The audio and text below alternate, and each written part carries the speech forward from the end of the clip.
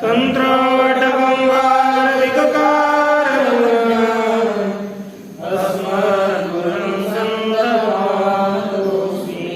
श्रुते स्मृते पुराणानाम् आलयं करुणालयं नमामि भगवत्पादं शङ्करं लोकशङ्करं शङ्करं शङ्कराचार्यं केशवमादरायणं सूत्रभाष्यकृतो वन्दे भगवन्तो पुनः पुनः।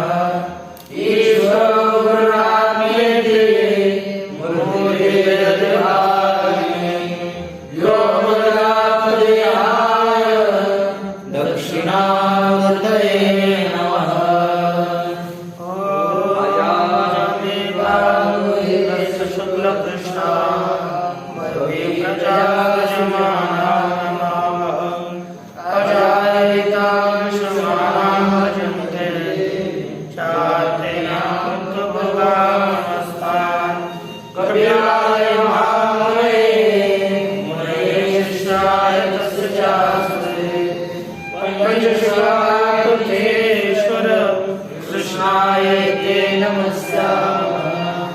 दुःखत्रयाभिहाराय जिज्ञासागतभावेतो दृष्टिशापाधाचे नैकान्तात्यन्ततो भावात्।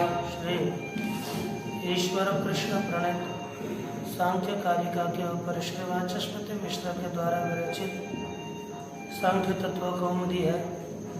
इन दोनों का विचार करते हुए 14 श्लोक तक विचार हुआ।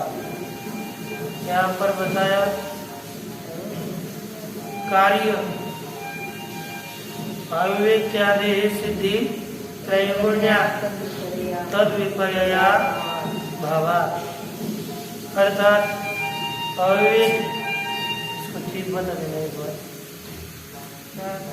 अविवेक्यादि सिद्धि अविवेकित्व इत्यादियों की सिद्धि त्रिगुण से होती है। तद विपर्यया भावात, अविवेकादियों के विपर्य में अर्थात पुरुष में त्रैगुण्य का अभाव होता है, तो उसमें अविवेकादियों की सिद्धि नहीं होती, क्योंकि कारण गुणात्मकत्वात् कार्यस्य अव्यक्तमपि सिद्धम। जितने भी कार्य होते हैं उनमें कारण के गुण आते हैं। जितने अब इसलिए घटपट आदि जितने भी कार्य है उसमें अविवेक आदि 3 गुण विद्यमान रहते ही है, यह बताया गया। तत्पश्चात अब जैसे अव्यक्त से व्यक्त की उत्पत्ति होती है, तद्वत व्यक्त से भी व्यक्त की उत्पत्ति होती है। इसका प्रतिपादन यहाँ पर किया जा रहा है। कहते हैं स्यादेतर व्यक्तात् व्यक्तम उत्पद्यते इति। यह होने दो, क्या व्यक्त से व्यक्त की उत्पत्ति होती है। कहाँ बताया, कहते इति कनभक्षा चरण तनयाः परमाण। ऐसा कौन कहते हैं? कनभक्षा चरण तनय अर्थात कणभक्ष अर्थात कणार्थ, अक्ष चरण अर्थात गौतम, इनके बेटे, इन दोनों के बेटे अर्थात नैयायिक, उनके अनुयायी यही कहते हैं कि व्यक्त से व्यक्त की उत्पत्ति होती है।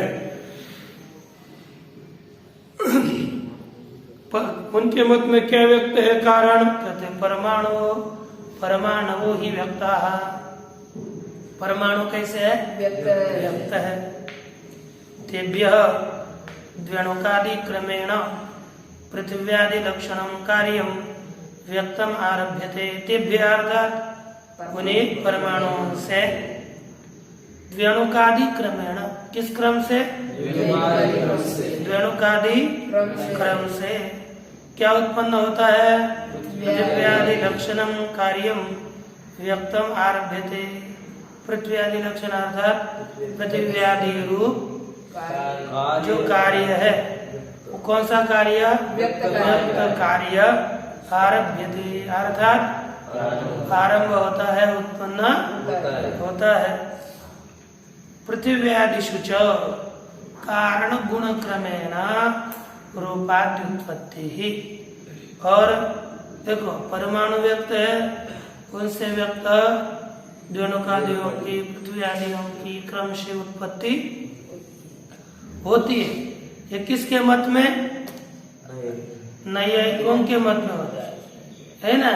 ये बुद्धि है कि नहीं ध्यान में रखने की?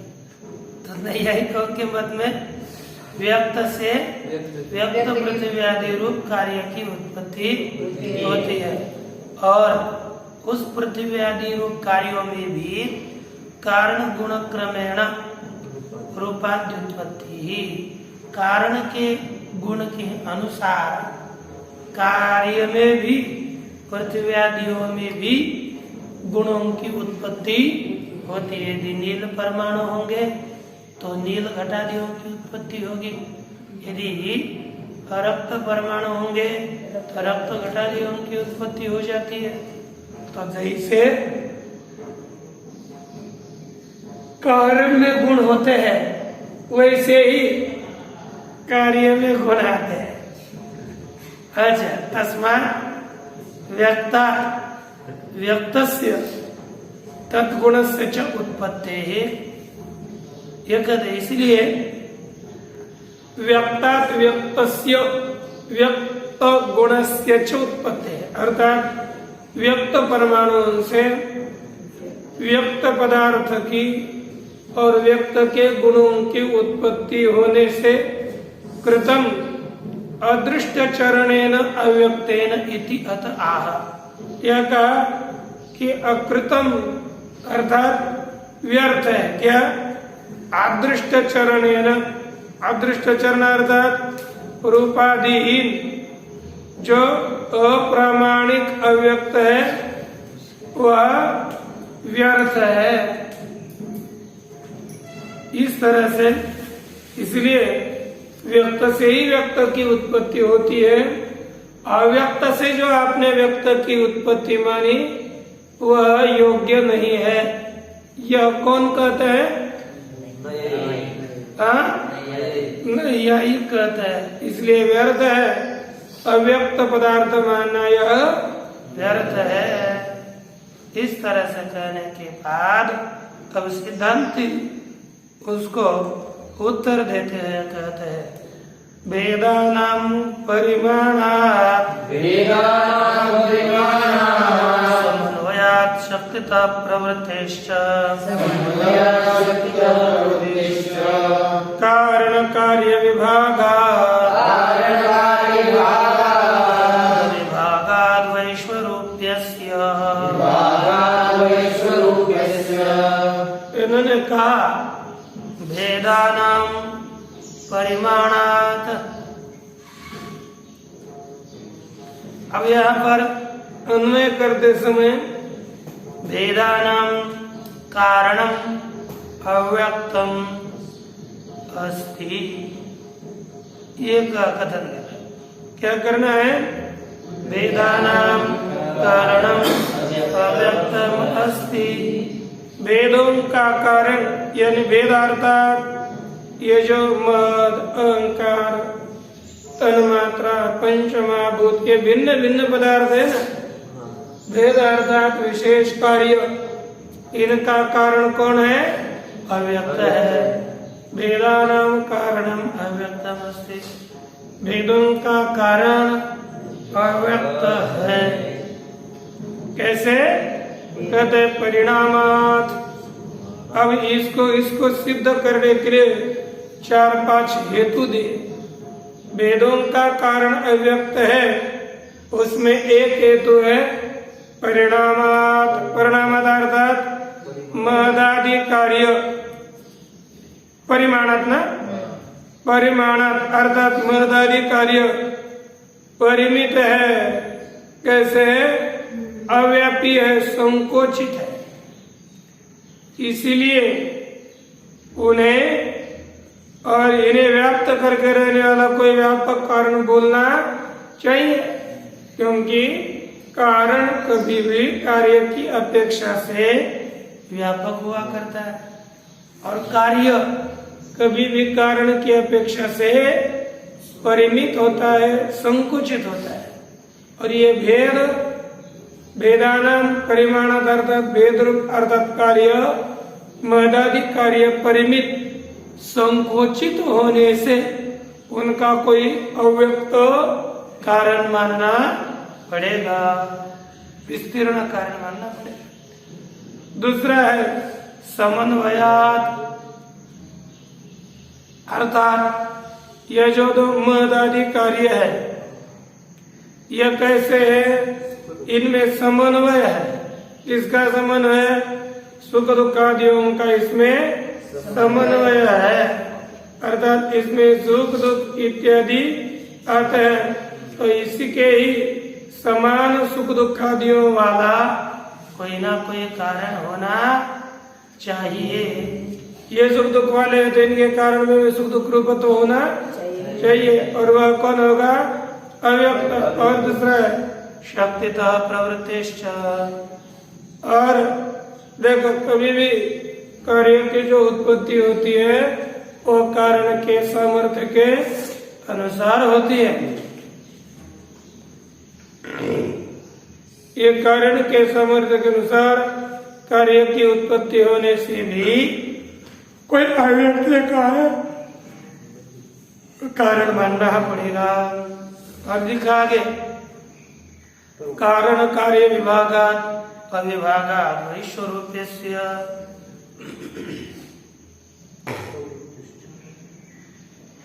कारण कार्य विभागात कहते हैं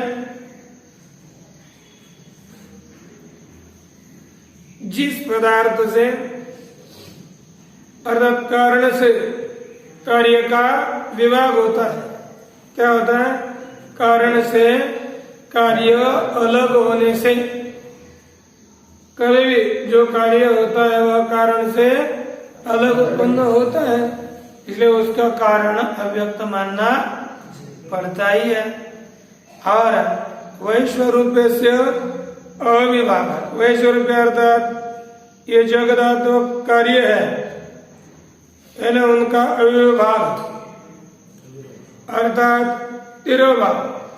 कारण से कार्य का विभाग अर्थात जिस कारण से कार्य की उत्पत्ति होती है वही अव्यक्त कारण है, और जिस कारण में कार्य का अविभाग होता है अर्थात लय होता है वह अव्यक्त कारण है।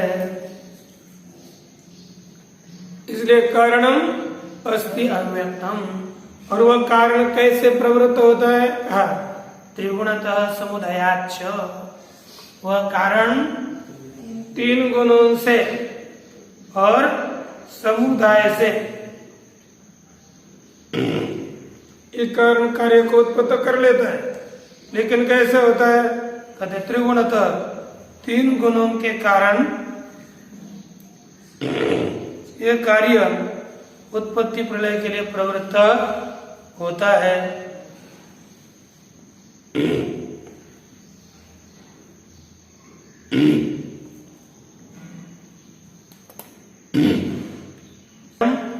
अस्ति अव्यक्तम, इसलिए अव्यक्त कारण है।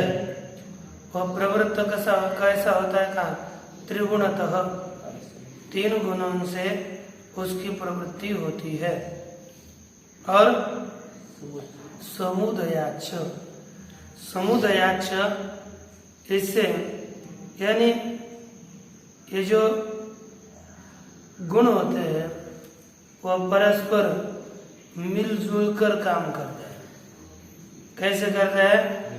मिलजुल कर, एक दूसरे से मिलजुल कर रहते हैं। समेत्य उदय, समुदय, समेत्य उदय अर्थात ये मिलकर काम कर लेते हैं। गुणा नाम न गुण प्रधान भाव अंतरेण संभव होते, अर्थात ये गुण कम ज्यादा होते हैं और ये मिलकर काम करते हैं। और ये कैसे है? परिणामतः सलिलवत प्रति प्रति गुणाश्रय विशेषा। ये जो प्रकृति है, कारण है, वो कैसे परिणाम से परिणामी कारण है, कैसे शरीर की तरह। जैसे पानी हो, है ना, पानी की तरह इनका परिणाम। जैसे प्रतिगुणा, शरीर क्या कर लेता है, प्रतिगुणाश्रय विशेषा। बहुत से पेड़ हुआ करते हैं, मिर्च का, गन्ने का, अन्य पेड़ होते हैं। उस जिस पेड़ के साथ उसका जैसा संबंध होगा, है ना, जिस पेड़ के साथ उसका जिस तरह से संबंध होगा, उस तरह से, है ना, जब जैसा एक ही पानी का मरीचिका के साथ संबंध होगा तो तीखा हो जाता है, गन्ने के साथ संबंध होगा तो मीठा हो जाता है, मधुर होता है। जिसके साथ संबंध दे होगा वह अलग अलग स्वरूप का बन जाता है। उसी तरह प्रति गुणाश्रय विशेषा, प्रत्येक गुण की नाना विभिन्न, प्रत्येक गुण अनेक आश्रयों को प्राप्त करने पर अनेक रूप वाला हो जाता है। जैसा जल परिणामतः अनेक रूप को धारण कर लेता है, यही इसका तात्पर्य। अब इन्हीं पदों का विचार तत्व कौमुदी में कैसा किया है देख लीजिए। पहला पद दिया भेदानाम इति। भेदानाम अर्थात विशेषाणाम, भेद अर्थात विशेष। वो कौन है, कहते हैं महदादीनाम भूम्यंतानाम, मह से लेकर जो भूमि तक पदार्थ है इत्यादि सब जितने भी कार्य, भेदानाम विशेषाणाम, महदादीनाम भूम्यंतानाम कार्याणाम। मह से लेकर भूमि तक जितने कार्य है उन कार्यों का कारण, कार्याणाम कारणम, मूल कारणम अस्ति अव्यक्तम। यह प्रतिज्ञा करे जितने भी कार्य है उन सभी कार्यों का मूल कारण अव्यक्त है। प्रतिज्ञा उत क्या कहा, उत क्यों, एक हेतु दिया, कारण कार्य विभागात अविभागात वैश्वरूपस्य। क्या दिया, कारण कार्य विभागात, है ना, अविभागात वैश्वरूपस्य। देखो इसका यह अर्थ करने जा रहा है, कारणे सत् कार्यम इति स्थितम, कारणे सत् कार्यम स्थितम इति। अच्छा, कारण में सत् कार्य है ऐसा सिद्ध हो चुका है। जो भी कारण होता है उसमें क्या रहता है, सद्रूप कार्य रहता है। क्या रहता है, प्रत्येक कारण में अपना सद्रूप कार्य विद्यमान रहता है। तथा उदाहरण दे रहे, यथा कूर्म शरीरे संतीव अंगानि निस्सरन्ति विभज्यन्ते। जैसे कछुए के अंग है, क्या है, जो अंदर खींच लेता है तब नहीं रहतेगा, रहता है। जैसे कूर्म के शरीर में विद्यमान ही अंग बाहर निकलते हैं, विभज्यन्ते, बाद में क्या होता है, विभक्त हो जाते हैं। इदम कूर्म शरीरम एतानि एतस्य अंगानि इति। ये हम बोलते हैं ना, विभाग हो जाता है। यह कूर्म का शरीर, यह इस कूर्म के अंग, यह व्यवहार होता है। इससे कूर्म के विद्यमान जो अंग है वही अभिव्यक्त होते हैं, ऐसा ही मानना पड़ेगा कि नहीं। एवं निविशमानानि तस्मिन् अभिव्यक्ति भवन्ति, कहते उसी कुर्म के शरीर में विलीन होने वाले जो अंग है वही क्या कर लेते हैं अव्यक्त, जो अंदर प्रवेश, जिन्होंने अंदर प्रवेश किया था वही बाहर आ गए, है कि नहीं। एवं निविष्यमानानि, इस प्रकार अंदर प्रवेश करने वाले अंगों में क्या किया, उस निविष्यमान अंग ही बाद में उसमें अभिव्यक्त होते हैं। एवं कारणात् मृत्पिंडात् हेमपिंडात् वा कार्याणि घटमुकुटादीनि सन्ति एव आविर्भवन्ति। एवं का अर्थ क्या है, इस प्रकार किससे, मृतपिंड, कारण रूपात, कारणात् मृतपिंडात्, कारण रूप जो मातीचा पिंड, मृतिका का पिंड उससे, और हेम पिंडार्थ स्वर्ण का पिंड, उन दोनों से क्या हो जाता है, कार्य, कौन सी कार्य, घट, मृतिका से घट, स्वर्ण से मुकुट उत्पन्न होते हैं। आगे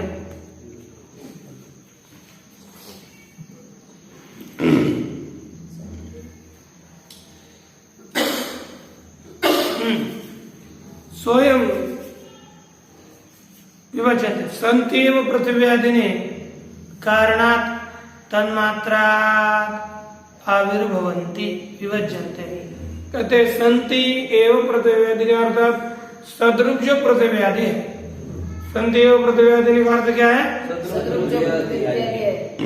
वही कारण तन्मात्रा, कारणात् तन्मात्रा, कारण रूप जो तन्मात्राएं उनसे आविर्भूत होती है, अर्थात विभज्यन्ते, अर्थात वे अलग होते हैं। कौन, पृथ्व्यादि कार्य क्या हो जाते हैं, उसी तन्मात्राओं से अभिव्यक्त हो जाते हैं।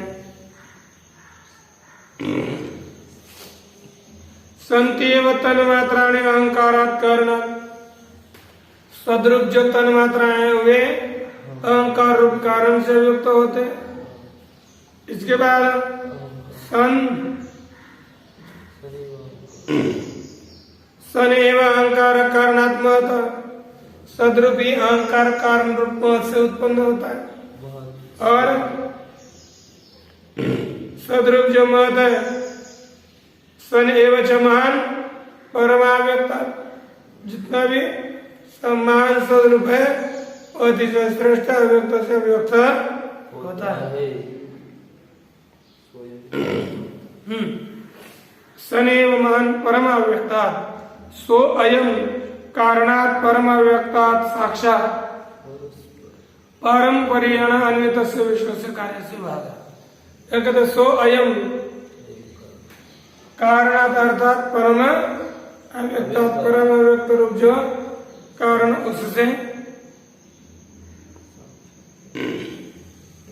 क्या हो जाता है, साक्षात अथवा परंपरा से जितना भी आणविक, जितना भी विश्व है वह सभी विश्व जगत उत्पन्न होता है। साक्षात हो अथवा परंपरा से, लेकिन वो किससे उत्पन्न होता है, अव्यक्त से। किसका, किसकी उत्पत्ति से, अव्यक्त से, संपूर्ण विश्व से, परंपरा से अथवा क्रम से साक्षात उत्पत्ति हो जाती है। प्रतिसर्गेतु मृत्पिंडम स्वर्णपिंडम व घटमुकुटादयो विशंतो अव्यक्ति भवन्ति। लिख रहे प्रतिसर्ग अर्थात प्रत्येक सृष्टि में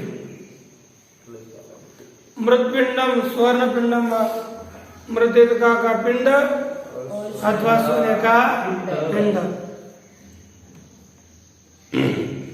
घट मुकुटादयो विशंत, घट मुकुट आदि उसमें प्रवेश करते हुए क्या हो गया?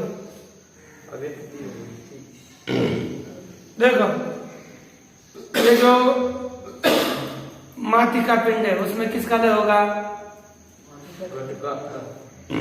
प्रतिसर्ग अर्थात उत्पत्ति नया प्रलय। पहले उत्पत्ति के काल में उससे आविर्भूत हो जाते हैं, लेकिन प्रतिसर्ग के काल में अर्थात प्रलय काल में मृत पिंडम सुवर्ण पिंडम व घट मुकुटादयो विशंत अर्थात घट मुकुट इत्यादि पदार्थ माटी के पिंड में अथवा सुवर्ण के पिंड में प्रवेश करते हुए क्या करते हुए? प्रवेश करते हुए अव्यक्ति भवंती कैसे हो जाते? पुनः अव्यक्त हो जाते। जैसे अव्यक्त आदि भूतानि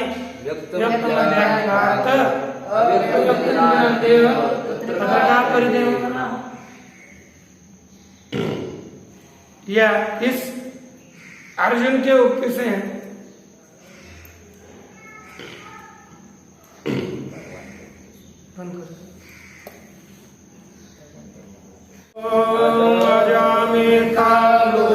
शुक्ल कृष्णा प्रजा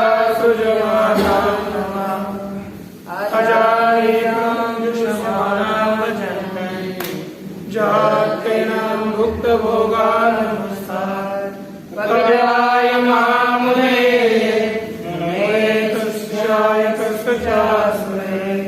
पंचशिवाय कृष्णाय ते नमस्यामः दुःखत्रयादिघाता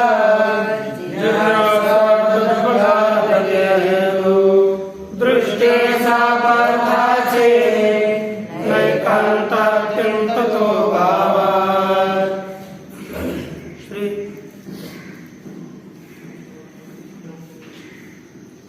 ईश्वर कृष्ण प्रेरित कारिका के ऊपर श्री वाचस्पति मिश्र विरचित सांख्य तत्व कौमुदी का विचार किया जा रहा था। इस विचार के प्रसंग में अभी तक वेदानां परिमाणात् समन्वयात् शक्यता प्रवृत्तिश्च कार्य कार्य विभागात् विभागात् वैश्वरूप्यस्य कारणम् अव्यक्तं प्रवर्तते त्रिगुणतः समुदायाच्च परिणामतः शैल्यवत् प्रतिप्रतिगुणाश्रय विशेषात् इन दो कारिकाओं का विचार चल रहा था। इसमें कितने परिचय देखे?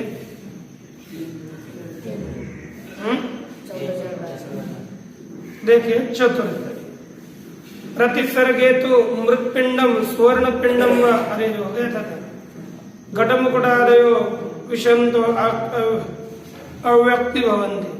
प्रत्येक सर्ग में और प्रतिसर्ग हो गया था, है ना? प्रतिसर्ग प्रतिसर्गे अर्थात जब विलय होता है, संपूर्ण जगत जब लीन होता है, प्रलय होता है। प्रतिसर्ग अर्थात सृष्टि, प्रतिसर्ग अर्थात प्रलय। प्रलय के समय तो मृत पिंडम सुवर्ण पिंडम वा दोनों भी, माटी का पिंड हो अथवा सोने का पिंड हो, ये सब जैसे उस माटी के पिंड में अथवा घट के पिंड में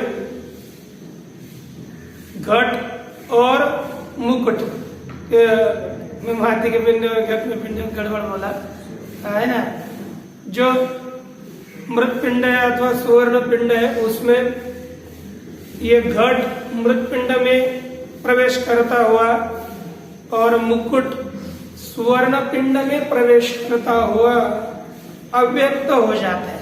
ये जितने भी है ये सब आप अपने कारण में जिस तरह से अव्यक्त हो जाते हैं, अर्थात क्या होता है?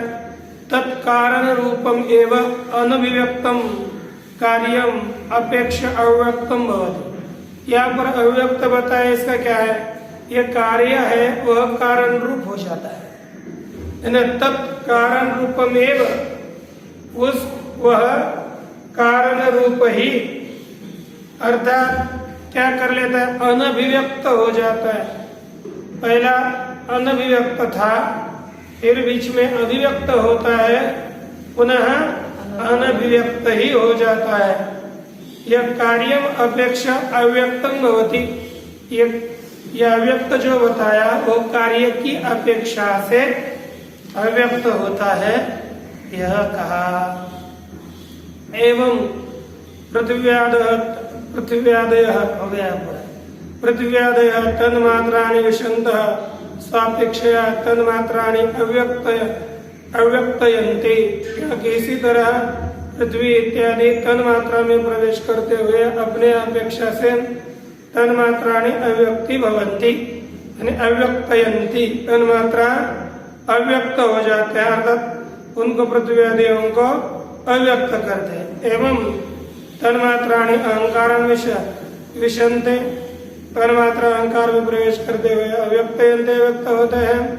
एवं अहंकार महानतम आविशन, अहंकार महत में प्रवेश करता हुआ अव्यक्त होता है। महान प्रकृतिम स्वकारणम विशन प्रकृतिम अव्यक्तयति, प्रकृति को अव्यक्त कर देते हैं।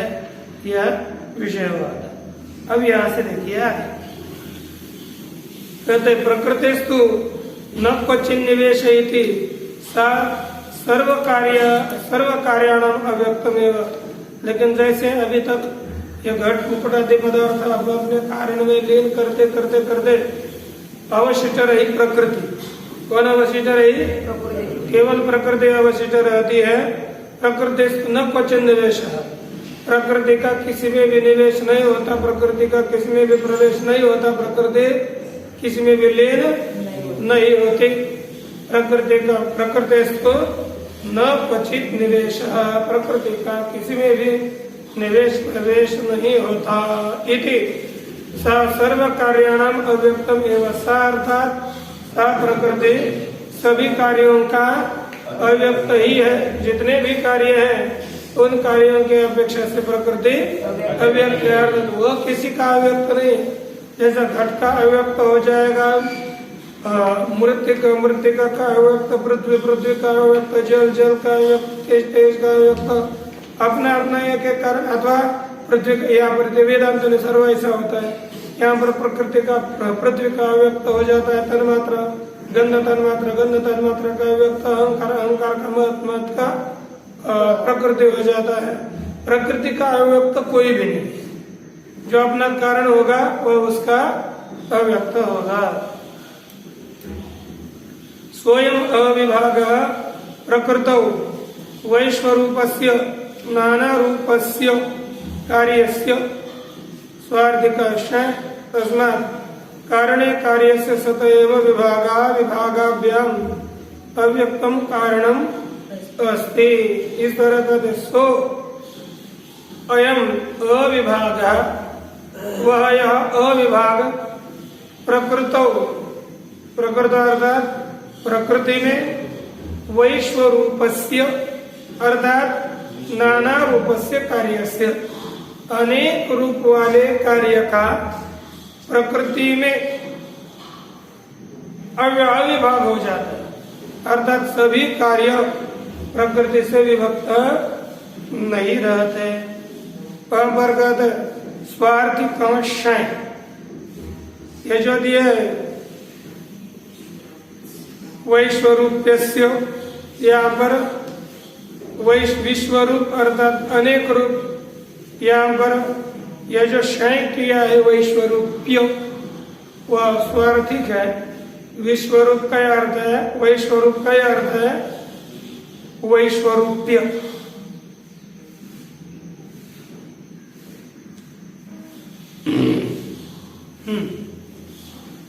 अर्थात विश्वरूपस्य, ऐसा वचन वैश्वरूपस्य नहीं, विश्वरूपस्य अथवा यहाँ पर वैश्वरूपस्य ये होना चाहिए।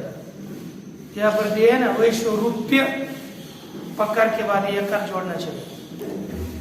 अर्थात नाना रूप से कार्य से, यहाँ पर विश्वरूप शब्द के आगे जो शय प्रत्यय हो चुका है वह स्वार्थिक शय, अर्थात वो क्षय प्रत्यय होने के बाद उसके अर्थ में परिवर्तन नहीं होता। तस्मात् कारणे कार्य से सतः एवं कहते हैं कारण में सतः कार्य से अर्थात सत कार्य का ही विभागाभ्याम अव्यक्तम कारणम अस्ति, क्योंकि सत कार्य का ही कारण में विभाग होता है और कारण के सत्पना अविभाग होता है। जब उत्पन्न होता है हम बोलते हैं ना वही कारण का कार्य का विभाग है, और जब कारण लीन होता है ये कहते हैं नष्ट होता है कहते हैं लोक में, वही कारण के साथ कार्य का अविभाग हो गया। कारण का कार्य के साथ विभाग और अविभाग इनके द्वारा ही अव्यक्तम कारणम अस्ति, अव्यक्त कारण है यह सिद्ध होता है।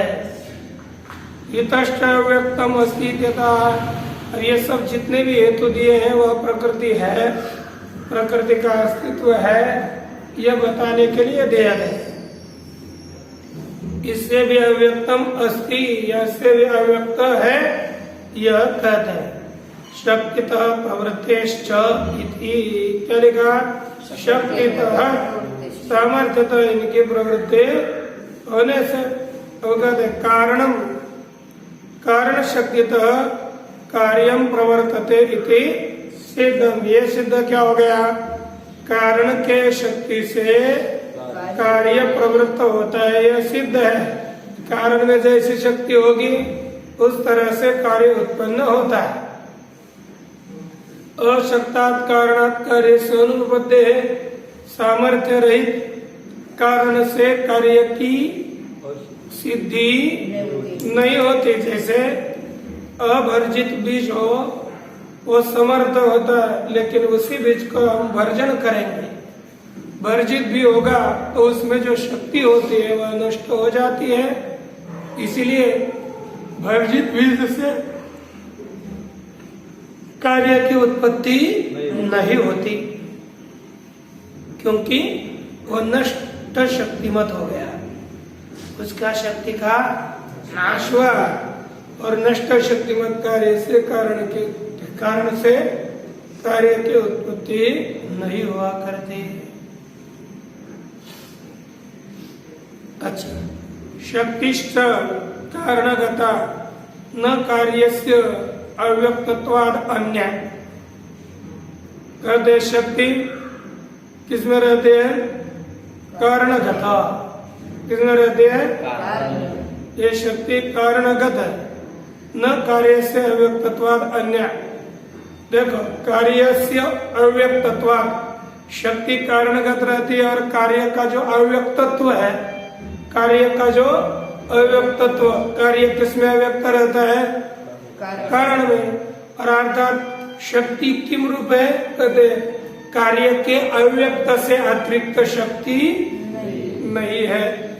यह कहा नहीं, सत्कार्य पक्षे कार्य से अव्यक्तताया अन्यस्याम शक्तौ प्रमाणम अस्ति। कहते सत्कार्य पक्ष, जो सत्कार्यवाद है, इस क्योंकि सांख्य का वाद है सत्कार्यवाद। यदि आपको पहले पद्म मग सत्कारवाद, धर्म प्रतिष्ठा दो सहजे सत्कारवाद, सहजे पद। ये जो सत्कारवाद है ये हमको सांख्य की अपेक्षा बहुत आगे होती है। ब्रह्म सूत्र में प्रधान मल्ल निबरहन न्याय से सांख्य का खंडन होता है। अर्थात प्रधान जैसे मल्ल को जीत लिया तो सबको जीत लिया, ऐसा हो जाता है। उसी तरह ब्रह्म सूत्र में मुख्य खंडन है सांख्यों का, इसलिए सांख्यों के मत को जानना अपेक्षित है।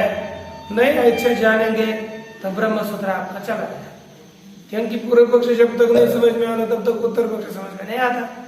इसलिए पढ़ना बहुत आवश्यक है। नहीं तो इसका करोगे प्रमाण, क्या करना है इसका पढ़ करके, फिर क्या करना है ब्रह्म सूत्र को पढ़ करके, ऐसे ही मन कर चलना पड़ेगा। उसका पूर्व पक्ष अवश्य पढ़ना ही पड़ता है, नहीं तो वो समझ में नहीं आता अच्छी तरह से। ये कहते हैं कि सत्कार्य पक्ष में कार्यस्य अव्यक्ततायाः, सत्कार्य पक्ष में कार्य की जो अव्यक्तता, उससे पंचमे अव्यक्ततायाः अन्य से हम शक्तता शक्तो, दूसरे शक्ति में प्रमाणम न अस्ति, कोई प्रमाण नहीं है। अयमेव ही सिक्ताभ्यस तिलानां तैलोपादानानां भेदो यद एतेषु एव तैलम अस्ति अनागत अवस्थम न सिक्ता स्वीति। इन्होंने कथन किया कि इसमें या कैसे आप कहोगे, ये कहते हैं यही भेद है। क्या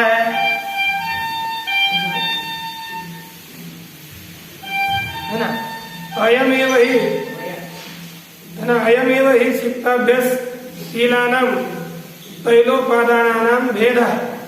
कहते हैं यही तिलाभ्य सिक्ताभ्य तिलानां तैलोपादानानां भेदः।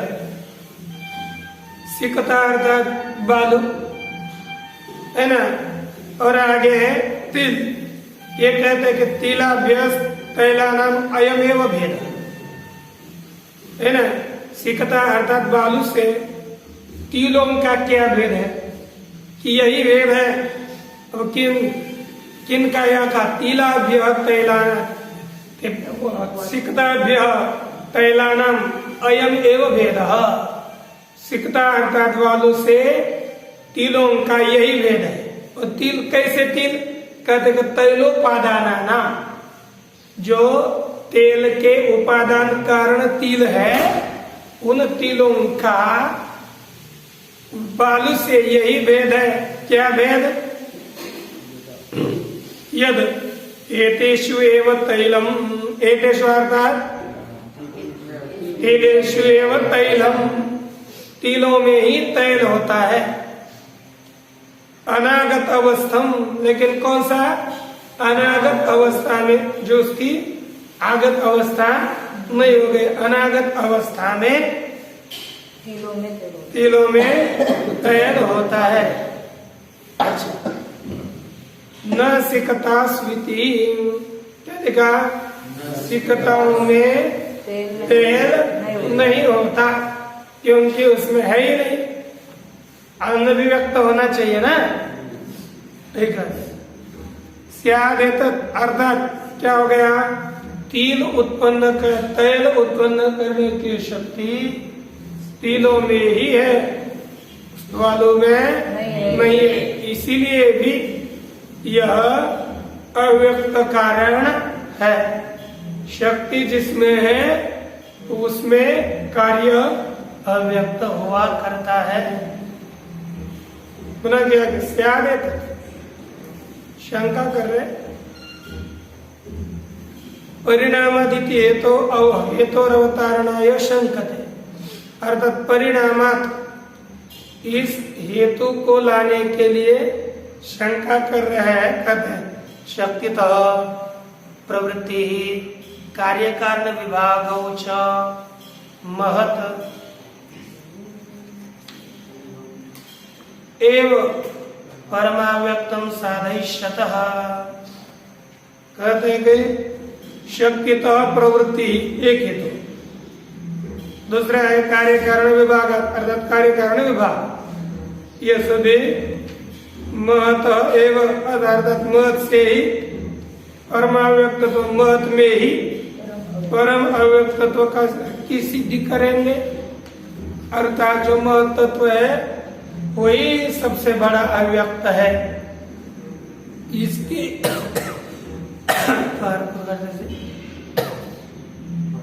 वही अव्यक्त है, इसकी सिद्धि ये सब शक्तिता प्रवृत्ति और कार्य कारण विभाग का है। इन दोनों हेतु से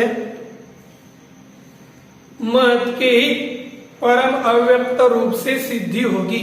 किसकी सिद्धि होगी, किसी हम परम अव्यक्त मानेंगे महत। किन हेतुओं से, शक्तितः प्रवृत्ते और कार्य कारण विभागाभ्याम, ये जो दो हेतु दिए इनसे किसकी सिद्धि होगी? मत की सिद्धि होगी, उससे अतिरिक्त परम अव्यक्त की सिद्धि नहीं होगी। ये कहते कृतम तथा परेण अव्यक्तेन इत्यतः, इसलिए कहते हैं तथा परेण, उसे पर जो अव्यक्त है वह व्यर्थ है, उसको छोड़ दो। सिद्धि के लिए ज्यादा परिणाम मत करना, प्रधान रूप अव्यक्त व्यर्थ है। तो सिद्धांत उत्तर देते हैं परिणामात् इति, अर्थात परिमितत्वात् अव्याप्यत्वात् इति यावत्, कहते मत इत्यादि जितने भी कार्य है वे कैसे हैं? अव्यापी, व्यापक नहीं, और कारण सबसे व्यापक हुआ, बुद्धि इत्यादि व्यापक नहीं है, इसलिए वह सबका कार्य नहीं बन, कारण नहीं बन सकता। देखो एक अनुमान किया का विवादाध्यासिता मादादि भेदा अव्यक्त कारणवन्तः परिमितत्वात् घटादिवत्, कहते विवादाध्यासिता, विवाद के विषयभूत मद आदि भेद, अर्थात मद इत्यादि सभी कार्य कैसे है? अव्यक्त कारणवन्तः, अव्यक्त कारण वाले, मत भी अपने अपेक्षा से अव्यक्त कारण वाला है। ये तो क्या है? परिमितत्वात्, कहते संकोच तत्व, ये अव्यापी व्यापक न होने से ये अपने अव्यक्त कारण वाले है। कैसे? कहते घटादियों के तरह।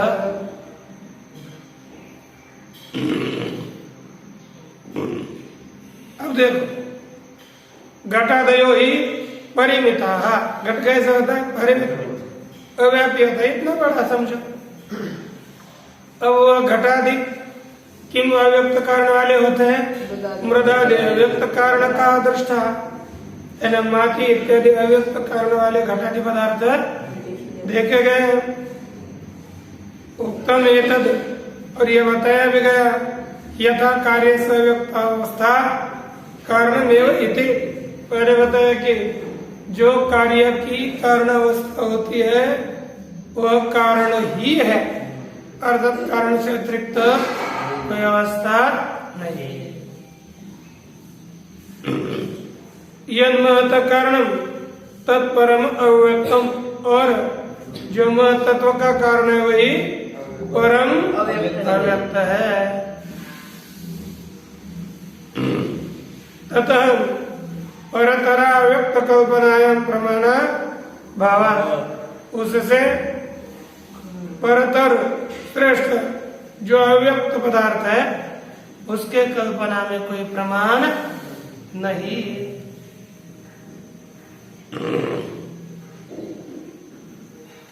इतश्च, अब इससे और भी कहते विवादाध्यासिता भेदा अव्यक्त कारणवन्तः, और भी अनुमान दिया कि जो विवाद के विषयभूत भेद कार्य है वे कैसे है? अव्यक्त कारण वाले है। भिन्नाना समान रूपता समन्वय, समन्वय क्या चीज है? जो भिन्न भिन्न कार्य है उनकी समान रूपता, एक रूपता, उसे ही कहते हैं समन्वय। जैसे कहा कि सुख दुख मोह समन्विता ही बुद्ध्यादयो, सुख दुख अध्यवसाय आदि लक्षणा प्रतीयन्ते। कहते हैं कि सुख दुख मोह से युक्त बुद्धि इत्यादि कैसी बुद्धि इत्यादि नाद्यवसाय लक्षण अर्थात निश्चय आदि रूप जो बुद्धि इत्यादि है वे सुख दुख मोह से युक्त ही रहती है कि नहीं? क्योंकि उसके सतगुण रजोगुण खत्म होगा, इनसे युक्त रहती है क्योंकि उनका वह कार्य है। तानि तत्स्वभाव तानि यानि च यद्रूप समनुगतानि तानि तत्स्वभाव व्यक्त कारणानि। यहाँ पर कहा कि यानि च यद्रूप समनुगतानि, यानी अर्थात जो जिसके रूप में समानुगत है प्रविष्ट है, तानि वे तत्स्वभाव व्यक्त कारणानि। कैसे हैं? उस है ना, जैसे यद रूप समनुगत है, आप कोई भी ले लो, यानी अर्थात घटपट है, जो घटपट पदार्थ जिस रूप से युक्त है अर्थात जिस स्पर्शादिमत मृदान्य मृद इत्यादि है माटी, स्पर्शादि वाली माटी से युक्त है, तो वैसे ही वही स्पर्शादि स्वभाव अव्यक्त कारण वाले घट इत्यादि हुआ करते हैं। अर्थात घट इत्यादि जैसे लिखा आगे, यथा मृदेम पिंड समानुगता घट मुखुदादय, मृतिका के और हेम अर्थात स्वर्ण के पिंड में समानुगत जो घट मुकुट इत्यादि है वे कैसे है? मृत हेम पिंड व्यक्त कारण का, मृतिका और स्वर्ण पिंड ऐसे अव्यक्त कारण वाले कौन है? घट और मुकुट। कैसे है? अव्यक्त कारण वाले। कौन सा अव्यक्त कारण? मृतिका और मृतिका मृत पिंड और स्वर्ण पिंड रूप अव्यक्त कारण वाले हैं घट मुकुट इत्यादि। इति कारणम अव्यक्तम भेद अस्ति, है ना? इति कारणम अस्ति अव्यक्तम भेदानाम इति सिद्धम। इससे भी भेदों का अव्यक्त कारण है यह सिद्ध हुआ। अच्छा, अब अव्यक्तम साधयित्वा अस्य प्रवृत्ति प्रकारम आह। अब क्या किया? अव्यक्तम साधयित्वा अर्थात अव्यक्त को सिद्ध करा करके, अर्थात प्रधान को सिद्ध करा करके उसी प्रधान के प्रवृत्ति का, ऐसे अर्थात उसी अव्यक्त के प्रधान के प्रवृत्ति का प्रकार बताने जा रहे। ये कैसे प्रवृत्त होता है? अव्यक्त प्रवृत्त कैसे होता है? उसका क्या हेतु है कि जिसके कारण अव्यक्त प्रवृत्त होता है? तो कथन किया, प्रवर्तते त्रिगुणतः इति, तीन गुणों से प्रवृत्ति होती है। किनकी? किसकी होती है? ये कैसे देखो, मुंह बंद बजा करके दोनों बोल रहे और अच्छा 7-8 जने ऐसे मुंह बंद करके बैठे हुए है ना? ये थोड़ा होता है, पाठ बोलना पड़ रहा है, नहीं तो फिर ऐसे भसो बेग होगा, आप लोगों को भसुआ बनाना पड़ेगा। अभी देखिए ये क्या है? प्रवर्तते त्रिगुणतः इति, तीन गुणों से प्रवृत्त होता है। कौन प्रवृत्त होता है? अव्यक्त अर्थात प्रधान तीन गुणों से प्रवृत्त होता है। अच्छा, ये कहते प्रतिसर्गावस्थायाम सत्वम प्रतिसर्गावस्थायाम सत्वम रजस्तमश्च सदृश परिणामानि भवन्ति। प्रतिसर्ग अर्थात प्रलय, प्रतिसर्गावस्था अर्थात प्रलय अवस्था में क्या होता है? कहते हैं सत, प्रलय अवस्था में सत्व, रज और तमोगुण, ये तीनों भी गुण कैसे हो जाते हैं? समान परिणाम वाले हो जाते हैं, उसका विषम विपरिणाम नहीं होता। उसी समय ये उस समय हम क्या करते हैं, प्रलय कहते हैं, अर्थात प्रधान रहता है ना उसी समय, अव्यक्त अवस्था, सब जगह का महाप्रलय वगैरह होता है ना, तब परिणाम स्वभाव ही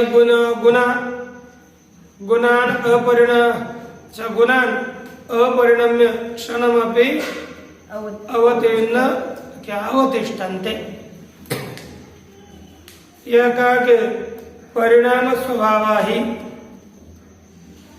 गुण कौन है, गुणाः, ऐसा होना चाहिए था, गुणान द्वितीय नहीं, गुणा अलग पद है और न अपरिणम्य अलग पद है। कहा कि परिणाम स्वभाव अर्थात परिणाम स्वभाव वाले गुण कभी भी अपरिणम्य क्षणमपि न अवतिष्ठन्ते, अर्थात अपरिणम्य न, यहाँ पर गुणा न आगे दिए ना, उस न का अन्वय अवतिष्ठन्त के साथ करना है। तो कहा कि परिणाम स्वभाव वाले गुण अपरिणम्य क्षणमपि न अवतिष्ठन्ते, परिणाम को प्राप्त न होकर क्षण भर में स्थिर नहीं रहते। तस्मात् सत्वम सत्वरूपतया, तस्मात् अर्थात इसलिए, सत्वम अर्थात सत्वगुण, सत्वरूपतया है ना, सत्वरूप होने से, रजोरूपतया रजोगुण रूप होने से, तमस्तमोरूपतया तमोगुण तमोरूप होने से, प्रतिसर्गावस्थायाम अपि प्रवर्तते, इसलिए ये सभी गुण प्रलय अवस्था में भी अपने आप में भले विषम परिणाम न हो उनका, लेकिन एक जैसा परिणाम होता रहता है। तदिदं मुक्तम त्रिगुणता प्रवृत्तिश्च, उसको यहाँ पर बताया तीन गुणों के अनुसार इनकी प्रवृत्ति होती है।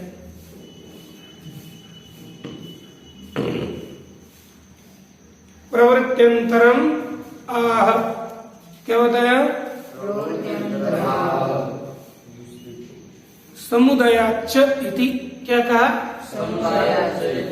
समुदयाच्च नहीं, समुदायात नहीं। अब प्रवृत्ति, दूसरी प्रवृत्ति बताने जा रहे। एक बताया पहले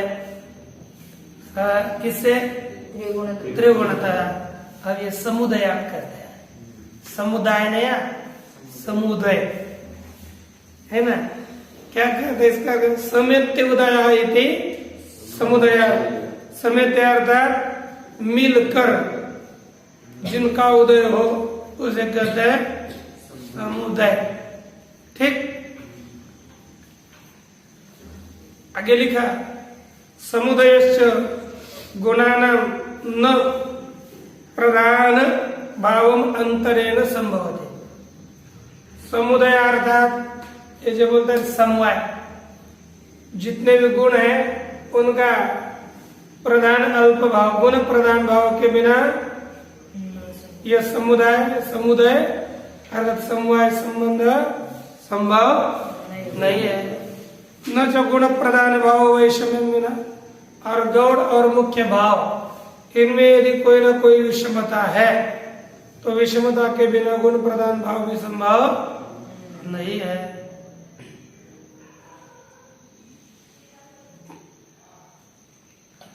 न च वैषम्यम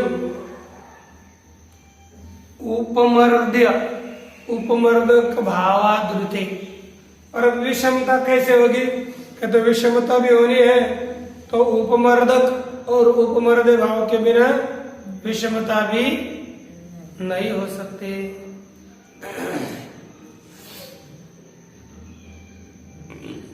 आगे कहते इति मदादि भावेन प्रवृत्ति द्वितीया, क्या लिखा, इस तरह प्रवृत्ति दूसरी है। अर्थात मद आदि से प्रवृत्ति एक बताई, पहले त्रिगुणता प्रवृत्ति बताइए। अब इसके ऊपर पुनः शंका पूर्व पक्षी करता है। स्यादेतत् कथम एक रूपाणाम गुणानाम अनेक रूपा प्रवृत्ति। अरे गुण तो एक रूप है, तो एक रूप गुणों की अनेक रूप प्रवृत्ति कैसे होगी? तो उत्तर देते हैं अतः परिणामतः सलिलवत, परिणाम के अनुसार, जैसे सलिल परिणाम सलिल की तरह परिणाम होने के कारण इसमें एक कार्य की अनेक रूप क्रिया हो सकती है। जैसे यथा वारिद विमुक्त कम्य कमेर करसाम अपि,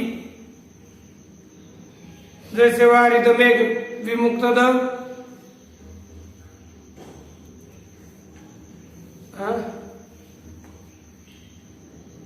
वारिद विमुक्त, वारिद विमुक्तम, वारिद विमुक्तम अर्थात मेघ ने छोड़ा हुआ जो जल है वह एक रसम है। आकाश से जब नीचे टपकता है तो कैसे रहता है? उसका रस एक समान रहता है। लेकिन वही तत्त भूमि विकारण असत्य, उस भूमि विकारों को अर्थात भूमि से जो पेड़ पौधे इत्यादि होते हैं उन विकारों को प्राप्त करके कैसा हो जाता है?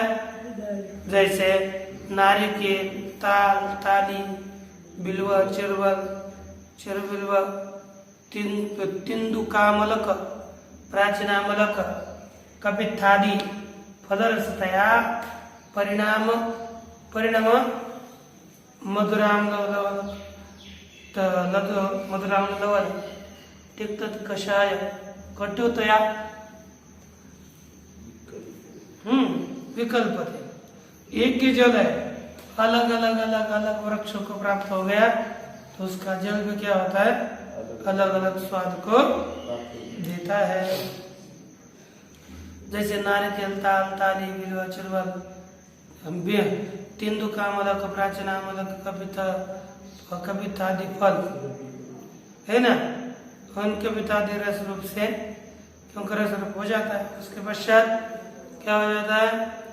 मधुराम लवण, तिक्त कषाय है ना, तिक्त कषाय कटुतया, कटक परिणाम मधुरामला इत्यादि जो हमारे विषय है वह कटु इत्यादि होने के कारण विकल्पते क्या किया जाता है? विकल्प किया जाता है। एवं एक एक गुण समुद्भवात्, इस तरह एक एक गुण की उत्पत्ति होने से प्रधान गुणमाश्रित्यम, प्रधान के गुणों का आश्रय करके अप्रधान गुणाः परिणाम भेदेन प्रवर्तयन्ति। अपरिणाममान अर्थात जो स्थित गुण है उसको क्या करेंगे? परिणत कर देंगे। क्योंकि कब यह गुण प्रधान भाव का आश्रय करके जो प्रधान गुण है वो भी दूसरों को परिणाम का रूप को लाते हैं। तदिदम उत्तम, इसलिए वही बताया प्रति गुणाश्रय विशेषा। यहाँ पर कार्य कारण है ना, इन्हें प्रत्येक गुण के आश्रय के विषय में विशेष भेद हो ही जाता है। एक एक गुणाश्रय न यो विशिष्टा विशेष तस्मात् इत्यर्थ, एक एक गुण से जो युक्त होता है उसकी अपेक्षा से जो सभी गुण में को प्राप्त कर लेता है वह क्या होगा कि एक एक गुणाश्रय न यो विशेष, एक गुण के आश्रय के द्वारा जो विशेष उसके कारणार्थात लिखा ना, एवं एक एक गुण समुद्भवात्, एक एक गुण की उत्पत्ति होने से, यही यहाँ से बताया गया। अब जो अव्यक्त है मान अहंकार इत्यादि वो किस लिए है इसका निरूपण अगले में करेंगे। और आगे ये प्रकरण हो रहेगा बाकी सब। ओम पूर्णमद